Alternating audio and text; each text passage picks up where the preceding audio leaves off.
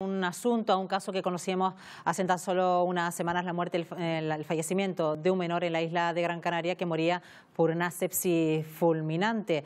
Esto ha sobrecogido a la población de las islas de ese suceso que ocurría en el sur de la isla de Gran Canaria, en el Centro de Salud El Doctoral. Para hablar de este asunto nos acompaña esta mañana Amos García Rojas, que es jefe de la sección de Epidemiología y Prevención de la Dirección General de Salud Pública. Señor García Rojas, ¿qué tal? Muy buenos días. Gracias por estar de nuevo en Buenos Días Canarias. Buenos días. Hola, ¿qué hay? Muy buenos días, encantado de estar aquí con todos y todas ustedes. Lo que pasa, señor García Rojas, es que cuando conocemos un caso de este tipo, una sepsis fulminante en un menor, siempre lo relacionamos con una meningitis. ¿Estamos ante un caso de meningitis? Sí, vamos a ver, hay diferentes microorganismos que pueden producir, por un lado, un cuadro de meningitis o por otro lado, una sepsis. Y de aquí puede surgir un poco la confusión de si realmente el crío ha tenido una meningitis o no. Da igual, lo que ha tenido es una de las formas de presentación en escena que tiene la infección por este tipo de microorganismos, que suelen ser bastante agresivos, y la forma de presentación que ha tenido en este lamentable caso es el de sepsis fulminante, que por cierto es un cuadro más grave que el de una meningitis. ¿Y es para preocuparse? No, vamos a ver, afortunadamente estamos en un contexto en que la prevalencia de este tipo de procesos son absolutamente escasos. Tenemos una incidencia bajísima, bajísima. Y de esa perspectiva, la posibilidad de que nos encontremos ante un problema de salud de alto impacto poblacional es nula, inexistente en razón a la epidemiología de este tipo de microorganismos. Quisiera resaltar también, si me lo permiten, que lo que es el sustantivo meningitis no está producido exclusivamente por un o dos o tres microorganismos, sino por varios microorganismos, que en unos casos esas meningitis pueden estar producidas por determinados virus, en cuyo caso no suele tener clínicamente la incidencia tan severa que tendría si fueran producidas por determinadas bacterias, y en otros casos la meningitis puede estar producida por diferentes bacterias. En este caso concreto, una de las bacterias que puede producir meningitis, lo que produjo fue fundamentalmente la otra vía, una sepsis. En cualquier caso, señor García, se trata de una enfermedad que sencillamente nombrarla provoca pues un estado de temor, sobre todo entre padres, entre comunidad educativa. Imaginamos que esto con información se puede solucionar, sobre todo teniendo en cuenta la escasa incidencia de casos de este tipo que hay en Canarias y en el resto de España, ¿no? Sí, es normal. El sustantivo meningitis está asociado claramente a situaciones complejas desde el punto de vista clínico, y eso causa una lógica, una razonable tensión y temor en la comunidad educativa, en la comunidad escolar, en todos los ámbitos que podamos considerar. En cualquier caso, quiero decir, no necesariamente el sustantivo meningitis está asociado a procesos de alta gravedad. Cuando son producidos por determinados agentes víricos, el cuadro no suele tener una excesiva trascendencia clínica. Es cuando está producido por determinadas bacterias, que repito, en unas ocasiones pueden escenificarse o presentarse en sociedad como meningitis y en otras como sepsis fulminante. Y en ocasiones pueden coexistir los dos cuadros. Y una sepsis fulminante, como le sucede a este pequeño, ¿no la da una meningitis C, que esa meningitis C sí que está incluida dentro del calendario de vacunas oficial? Sí, una sepsis fulminante la puede dar una Neisseria meningitidis por serogrupo C, que es frente a este tipo de infecciones está en el calendario vacunal de nuestra comunidad autónoma y del resto de las comunidades autónomas del país la vacunación frente a este microorganismo.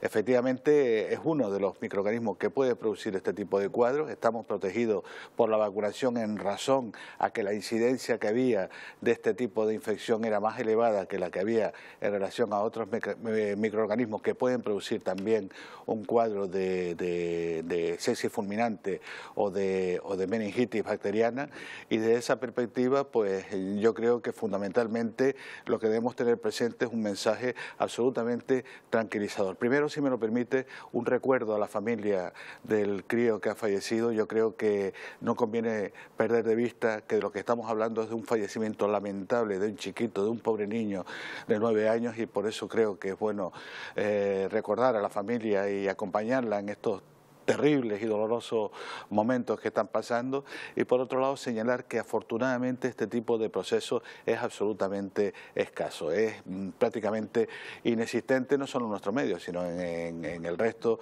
del país. Y de esa perspectiva, lo que hay que hacer ante la aparición de un caso, esto es lo que los compañeros del Centro de Salud del Doctoral han realizado de manera absolutamente brillante: informar a la comunidad educativa para calmar la ansiedad lógica que se produce ante un evento de esta característica y establecer los criterios de quimioprofilaxis, de pautas antibióticas que se deben dar a los contactos íntimos, lo cual evita por completo la aparición de un caso secundario que por otro lado ya es de por sí bastante difícil, casi imposible que aparezca. Claro, a eso iba yo, señor García Rojas, porque cuando surge un caso de este tipo, en este caso por parte del Centro de Salud del Doctoral, se notifica a la Red Canaria de Vigilancia Epidemiológica. ¿Qué protocolo se pone en marcha? Ya decía usted, con la familia y también con el entorno, por ejemplo, los niños que han entrado en contacto con ese niño ya fallecido. Sí, fundamentalmente la primera intervención rápida y repito, aún siendo bastante improbable que aparezca un caso secundario asociado a un caso de estas características, porque estas enfermedades son de una transmisión muy complicada, muy difícil.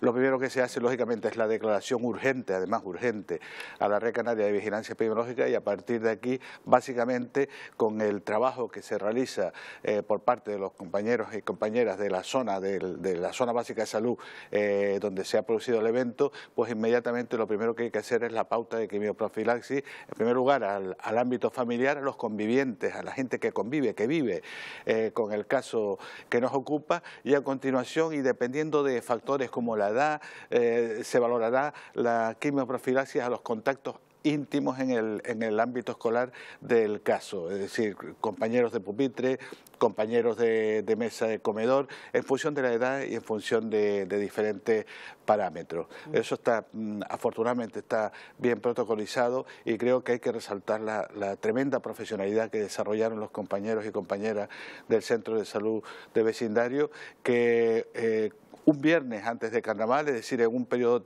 temporal complicado para poder intervenir, consiguieron desarrollar las pautas de quimioprofilaxis en un periodo tremendamente corto, y yo creo que esto también refuerza que estamos en manos de unos profesionales magníficos en el Servicio Canario de Salud. Y es importante recalcarlo, señor García, porque luego se producen situaciones como la que se vive, por ejemplo, el año pasado con un caso similar, no sé si exactamente relacionado, pero que provocó un cierto temor entre muchísimos padres que se lanzaron a comprar una vacuna para un tipo de meningitis en particular, que sí que está recomendada, pero ¿tiene sentido vacunar masivamente a los niños de repente a raíz de un caso que sobrecoja la opinión pública con esta vacuna Bexsero en particular? Sí, yo creo que hay dos aspectos a considerar. En primer lugar, es la visión de la pediatría, la visión del enfermo, del paciente, del niño que tiene delante el pediatra. Y lógicamente ese pediatra quiere que ese niño que tiene delante, que ha conocido, que ha tratado desde que ha nacido, esté protegido frente a cualquier tipo de riesgo, a pesar de que estos riesgos sean mínimos.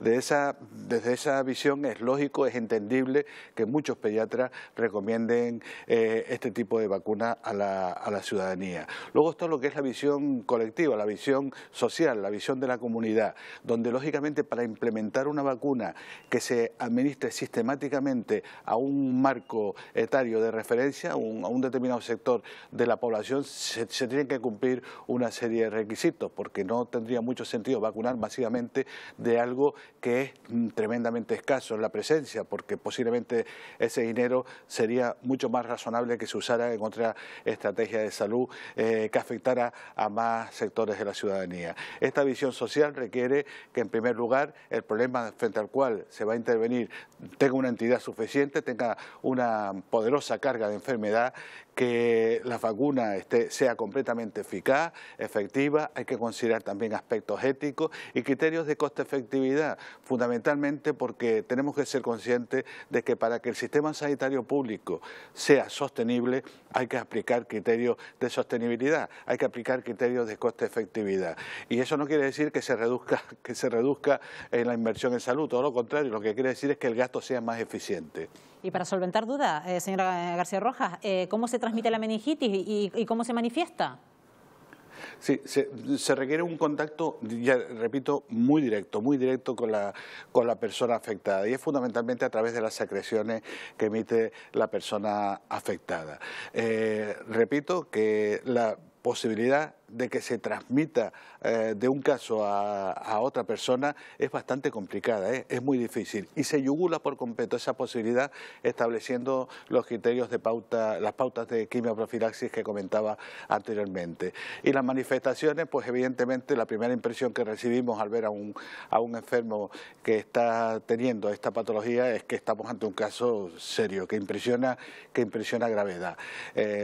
Puede cursar con fiebre muy elevada, vómitos que llamamos en escopeta, también rigidez de nuca, y ya en casos extremos, cuando ya la vida está en situaciones muy complicadas para poder seguir desarrollándose, aparecen unas manchas grandes en la piel, que es señal ya de que el tema está desgraciadamente en una fase muy peligrosa. Pues señor Amos García Rojas, jefe de la sección de Epidemiología y Prevención de la Dirección General de Salud Pública, gracias una vez más por habernos atendido. Buenos días, Canarias. Gracias, muy buenos días. Nada, muchísimas gracias a todos y todas ustedes, y sobre todo por colaborar en llevar un mensaje de tranquilidad y de sosiego a la ciudadanía, que lógicamente este tipo de situaciones generan una inquietud que conviene, con información razonable como la que estamos desarrollando este medio, puedan llegar a calmar lo que no tiene razón de ser en función de la escasez de presencia de este tipo de problemas. Pues para eso estamos. Gracias, señor García Rojas. Buenos días.